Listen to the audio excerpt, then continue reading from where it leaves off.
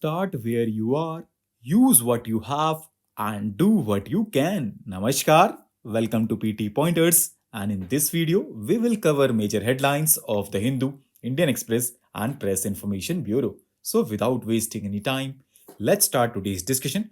And our first headline is related to Makar Vilakku Festival, which is observed on the day of Makar Sankranti in Kerala, and the auspicious festival of Makar Sankranti marks the transition of the sun to the Makar Rashi from Dhanu Rashi. Our next headline is related to Bihu festival, which is celebrated in Assam, and there are three Bihu festivals, namely Bhoag Bihu, which is celebrated in the month of Bohag, which means middle of April.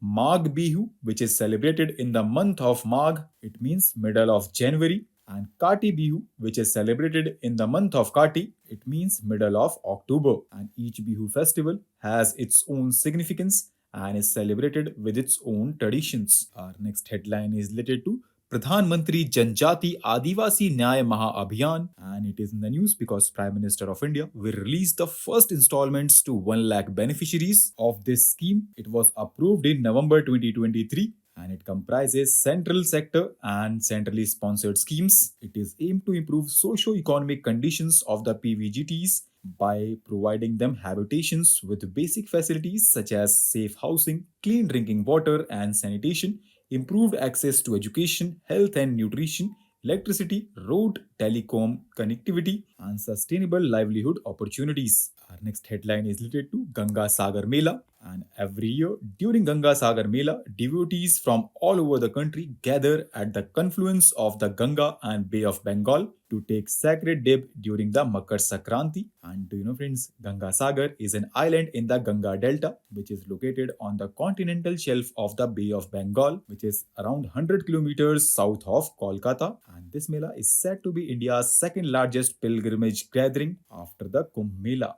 Our next headline is related to Pongal Festival, which is the harvest festival of Tamil Nadu. It is a celebration to thank the sun, Mother Nature, and various farm animals that help to contribute to a bountiful harvest. This festival also marks the beginning of the Tamil month called Thai, which is considered an auspicious month. It usually falls on 14th or 15th January each year. Our next headline is related to Pradhan Mantri Awas Yojana Gramin, and it is in the news because government can launch new version of Pradhan Mantri Awas Yojana Gramin with 85% higher financial assistance. It was launched in April 2016 and it provides assistance to eligible rural households with an overall target to construct 2.95 crore Pakka houses with basic amenities by 31st March 2024. And identification of beneficiaries under this yojana is based on the housing deprivation parameters and exclusion criteria prescribed under Socio-Economic Caste Census 2011. Our next headline is related to corporate social responsibility,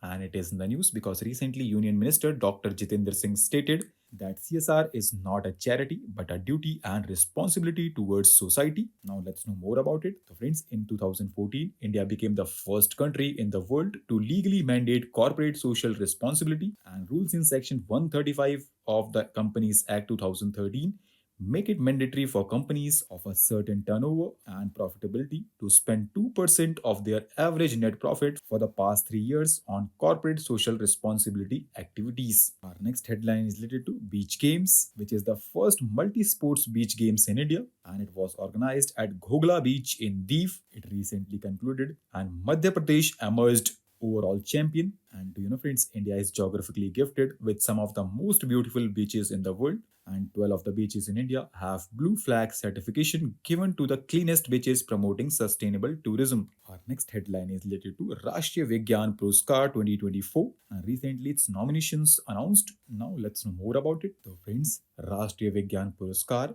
recognizes outstanding and inspiring scientific, technological and innovation contributions of researchers, technologists and innovators, and it shall be given in following 13 domains, namely physics, chemistry, biological sciences, mathematics and computer science, earth science, medicine, engineering sciences, agricultural science, environmental science, technology and innovation, atomic energy, space science and technology, and others. Our next and last headline is related to Tibetan brown bear, which is recently discovered in Sikkim. It is an omnivore which inhabits high altitude alpine forest, meadows, and steppe above 4,000 meter. It is also known as Tibetan blue bear, and it is one of the rarest subspecies of bears in the world, and it is rarely sighted in the wild. It is uniquely adapted to the harsh conditions of the Tibetan plateau, and until now there were only few confirmed records from Nepal, Bhutan, and Tibetan Plateau. It is included in Schedule 1 of the Wildlife Protection Act 1972,